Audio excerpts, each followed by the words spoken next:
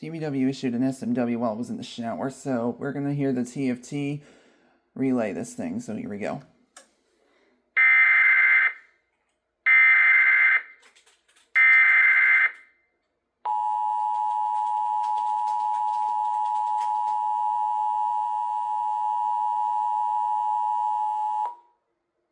The National Weather Service in Ruskin has issued a special marine warning for coastal waters from Englewood to Tarpon Springs, Florida, out 20 nautical miles, Tampa Bay waters, until 9 p.m.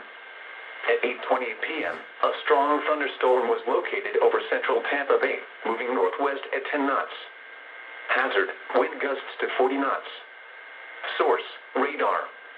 Impact, expect wind gusts in excess of 34 knots, suddenly high waves, frequent lightning, and heavy downpours.